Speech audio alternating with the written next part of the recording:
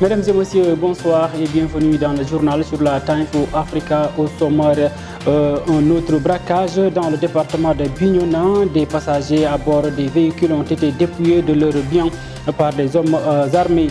Le ministre Amadou Hott a présidé ce mardi la cérémonie d'ouverture des négociations gouvernementales entre le Sénégal et l'Allemagne. Les mouvements de la société civile seront demain dans les rues de Dakar pour dire non au parrainage. La page internationale et celle sportive mettront fin à cette édition. Tout de suite, les explications. Comme annoncé dans les titres, un autre braquage a eu lieu ce matin en Casamance. Des individus non identifiés ont arrêté des véhicules à hauteur du croisement Ndiéba et ont dépouillé les passagers de tous leurs biens. C'est le deuxième braquage dans cette partie à l'intervalle de 3 jours.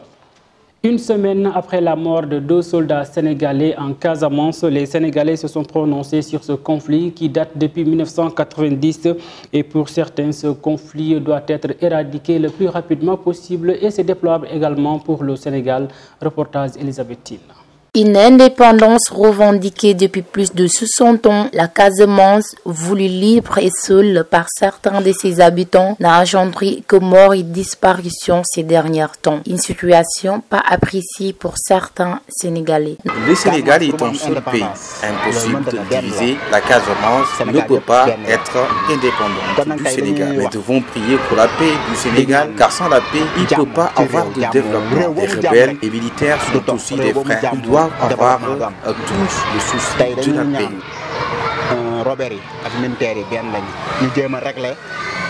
Le pays de la Teranga doit rester soudé. La division fragilise un pays. La Casamance ne peut pas aller tout seul. La vie d'un Sénégalais. Il est grave le fait d'oublier que nous sommes tous frères d'un même pays, fils du Sénégal. L'unisson est la solution pour la paix. Le souhait de paix et de la réconciliation semble silencieux et ignoré.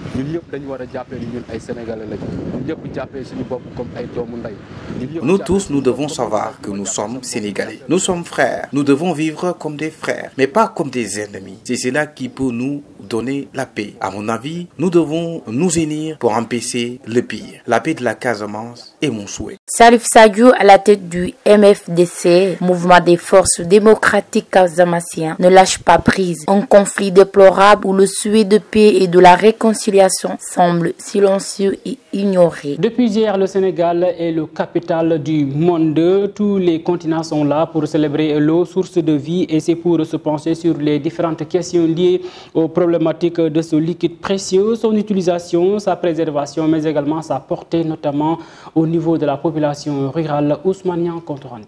Le Forum mondial de l'eau, la 9e édition, une première fois au Sénégal. La culture sénégalaise bien démontrée devant le monde entier.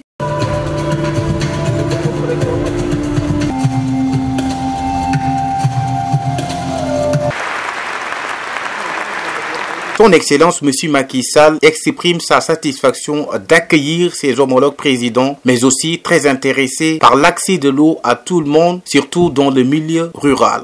À toutes et à tous, je souhaite la bienvenue et un agréable séjour au Sénégal. 25 ans après sa première édition à Marrakech, le Forum mondial de l'eau se tient à nouveau en terre africaine, alors que la raréfaction des ressources hydriques et la dégradation de l'environnement continuent de s'aggraver.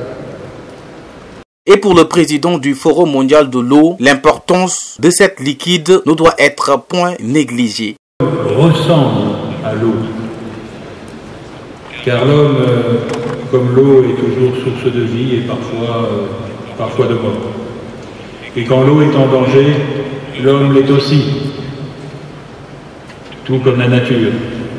Situation inacceptable, l'angoisse de centaines de millions de femmes et d'enfants qui chaque matin sont en quête d'une eau lointaine et trop rare, avec au bout du chemin quelques litres seulement pour l'hygiène et la nourriture.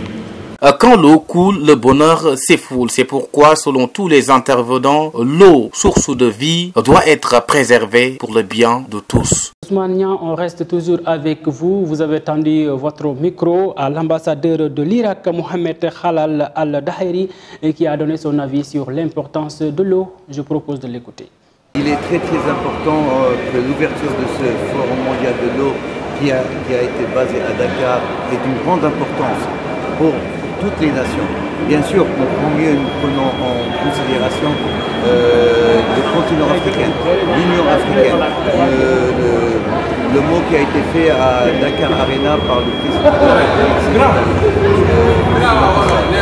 Nous tenons à remercier infiniment il est très important de savoir qu'il y a un problème dans l'eau, bien sûr. Le problème, c'est que les ressources ne sont pas partagées de la même façon.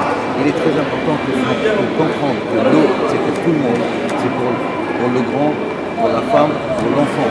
Merci Ousmane. On va rester toujours dans ce forum qui va terminer le 26 mars ici à Dakar. Le président du Conseil mondial de l'eau, M. Loïc, dans son discours d'hier, a cité les 4 obligations qui serviront à aider, apporter, mais également changer et aussi permettre à tout un chacun d'accéder à l'eau. Je propose de suivre les détails avec Oumou Kalsoum Diallo.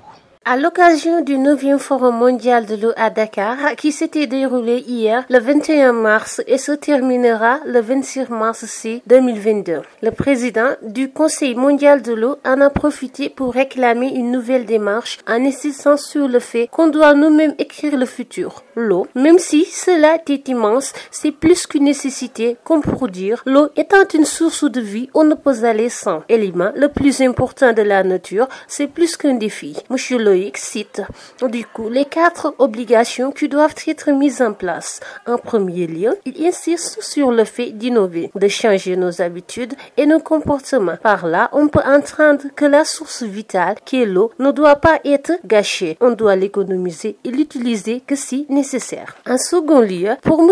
Loïc, tout le monde a besoin d'eau. Ça doit être inscrit même dans les textes fondamentaux, dans les constitutions de chaque pays, partout dans le monde, ici d'ailleurs, et même l'afficher dans les tableaux de nos écoles. En troisième lieu, insiste sur le fait que l'on doit arrêter de dire que l'eau n'a pas assez d'argent et l'argent n'a pas assez d'eau. Par là, il veut dire, on doit arrêter de dire que c'est l'argent qui manque. Non, l'heure est au rendez-vous. On peut le faire. Les moyens sont là. M. Fauchamp, lui, en profite pour faire sa plaidoyer. Nous continuons à demander l'annulation de la dette pour les États et les collectivités les plus pauvres, mais avec une exigence de réinvestissement immédiate de l'eau et de l'assainissement, autant que dans la maintenance et la formation des femmes et des hommes. Et en dernier lieu, on doit se concerter et arrêter de proprialiser l'eau qui est source de conflits souvent, car ces dernières manquent rarement dans les villes urbaines, contrairement à la banlieue qui en souffre. Du coup, dans le respect des souverainetés nationales, le Comité mondial de l'eau en appelle à des règles plus formelles de la médiation internationale. Merci beaucoup. Amadou Hott, le ministre de l'économie, du plan et de la coopération, a présidé ce matin une conférence de presse qui parle sur les négociations gouvernementales entre le Sénégal et l'Allemagne. Cette rencontre entre dans le cadre du dialogue politique, mais également des réformes foncières au Sénégal. Compte rendu Barthélémy Colli. La coopération bilatérale entre le Sénégal et l'Allemagne est un exemple qui sous-tend de son pragmatisme et de son efficacité, a dit le ministre Amadou Hott lors de la cérémonie d'ouverture sur le dialogue politique des réformes. La relation sénégalo-allemande, qui date des années 60, s'inscrit dans la durabilité à travers un dialogue franc et continu qui nous permet de co-construire un partenariat gagnant-gagnant. Le modèle du partenariat pour encourager les réformes trouve son innovation dans le rationnel de sa structuration. En effet, la corrélation entre la mise en œuvre des réformes par le Sénégal et l'appui financier et technique de l'Allemagne sous forme de projets engendre un cercle vertueux pour la compétitivité de notre environnement des affaires.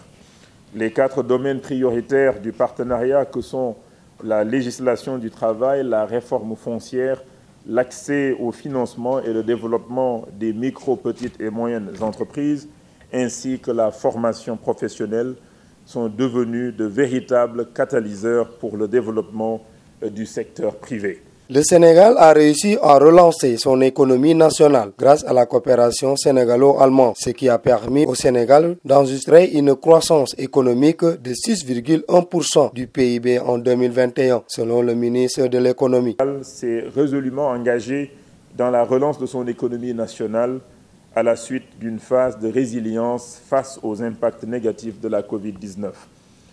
Réussi grâce à l'appui des partenaires au développement, dont l'Allemagne, qui s'est illustrée de manière exceptionnelle, avec un appui budgétaire exceptionnel. Je rappelle que cette relance est portée par le PAP 2A, qui consacre les nouvelles orientations stratégiques telles que les souverainetés alimentaires, sanitaires, pharmaceutiques et la transformation industrielle et numérique, ainsi que l'économie verte à travers notamment le PSE vert. C'est heureux de vous annoncer que les réalisations des objectifs du PAP 2A de rétablir notre trajectoire initiale de croissance d'avant Covid-19 est en très bonne voie. En effet, notre économie a enregistré une croissance avec un taux de croissance du PIB estimé à 6,1% pour l'année 2021. Ainsi, le Sénégal compte consolider ses acquis en 2022 à travers les chantiers déjà entamés pour renforcer les bases productives et créer les conditions cadres pour l'accroissement des investissements privés. Il s'agit notamment du programme d'accélération compétitivité et emploi qui adresse la compétitivité des entreprises et des chaînes de valeur, de la réforme et de l'aménagement des zones économiques spéciales, de l'opérationnalisation des agropoles et du cadre juridique des partenariats publics-privés, et enfin de la mise en place d'un sous-fonds PME au niveau du Fonds 6 en partenariat avec l'Allemagne, mais également de la création du Fonds commun de placement à risque, qui est une innovation donc dans la sous-région, une manière de mobiliser l'épargne publique et institutionnelle pour investir dans des projets PPP. D'un mix énergétique optimal et réaliste. Notre pays, Monsieur le Secrétaire d'État, plaide pour une transition énergétique juste, prenant en compte le besoin de l'Afrique d'utiliser du gaz pour son industrialisation et sa production d'électricité. Pour cela, le ministre Amadou Hott de l'économie, du plan et de la coopération a exhorté tous ses collaborateurs à accélérer les travaux de conception de la nouvelle matrice de réforme. Le 9e forum de l'eau se poursuit à Dakar, mais dans deux formats. Le président de la République Macky Sall qui a dirigé la cérémonie d'inauguration, mais de l'autre côté, le maire de Dakar, Barthélémy Diaz, continue son contre-forum. Des avis se sont prononcés sur ça, tels que certains Sénégalais qui invitent les deux hommes politiques à éviter les questions politiques, mais de tout faire pour résoudre la question de l'eau à Dakar, mais également au Sénégal. Je propose de suivre le reportage signé Souleymane Sokhna. Tiraillement entre le président de la République Macky Sall et l'actuel maire de Dakar, Barthélémy Diaz, à l'occasion de cette forum mondial de l'eau. Pour le Sénégal, il y a deux forums. Pour M. Abdou Boy, c'est le maire qui devait accueillir les étrangers et il a constaté que c'est une affaire politique. Tout ça, c'est de la politique. Chacun a ses stratégies de faire. Barthélémy, peut-être, c'est un politicien. Il sait ce qu'il fait. Ces autorités doivent arrêter ces affaires politiques et essayer de régler le problème de l'eau au Sénégal une bonne fois pour tous.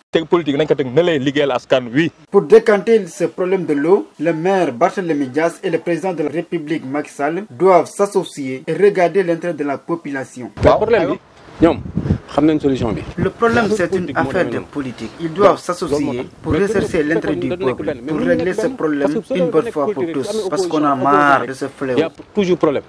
Forum ou contre-forum entre le président de la République et le maire Barthélémy Diaz, dont les populations les exigent de s'associer et de rechercher l'intérêt du pays afin d'essayer de résoudre ensemble ce problème de l'eau au Sénégal. Merci beaucoup. On va parler également de la société civile telle que Africa First, Coalition citoyenne Frappe et d'autres seront demain dans les rues de Dakar pour fustiger l'instauration du système de parrainage pour les élections législatives en vue prévues donc le 31 juillet prochain.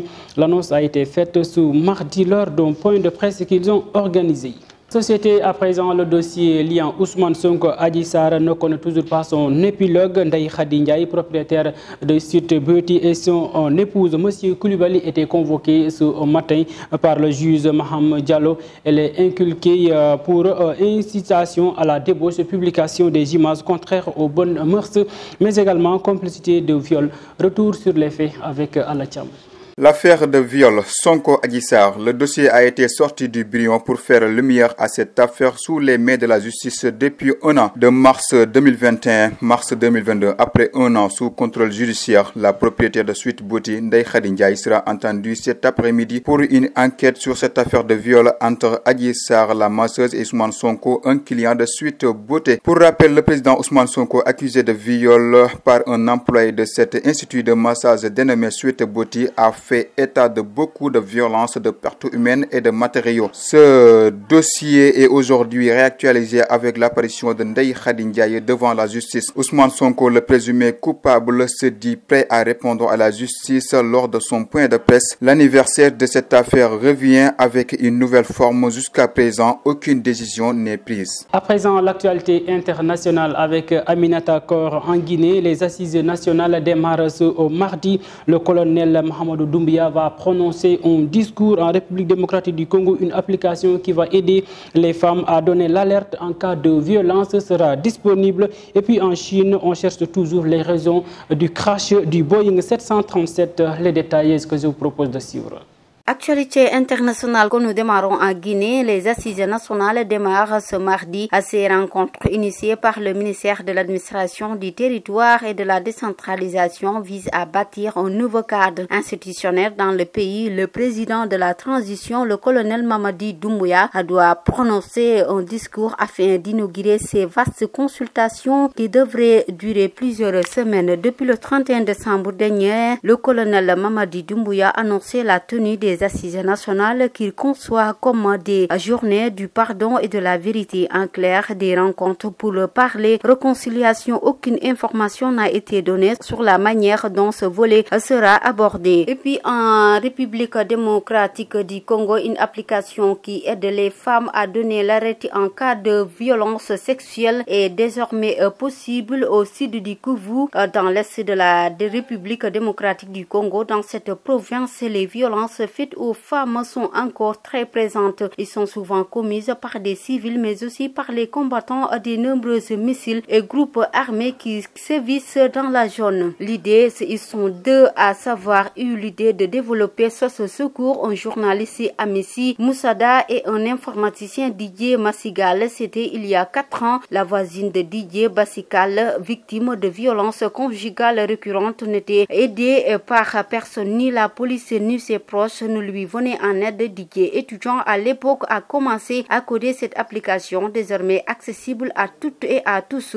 L'objectif de cette application est de prévenir les cas de violence conjugale, mais aussi les cas de viol ou plus largement des violences basées sur le genre. Et nous terminons l'actualité internationale en Chine, toujours qui est à la recherche des raisons du crash du Boeing 737 dans le sud-ouest. On ne sait pas toujours ce qui a causé la chute brutale d'un Boeing 737-800 de la China Eastern Airlines lundi 21 mars dans des montagnes du sud-ouest de la Chine, alors que les secours sont toujours à la recherche des disparus et des boîtes noires. Ce mardi, les familles des passagers se dirigent vers les proximités avec des questions qui restent pour l'instant sans réponse. Merci Aminata Kor. On va terminer avec le sport. Le match tant attendu entre l'Égypte et le Sénégal. 24 Lions sont arrivés au Maroc. La première séance s'est déroulée sans Abou Sissé.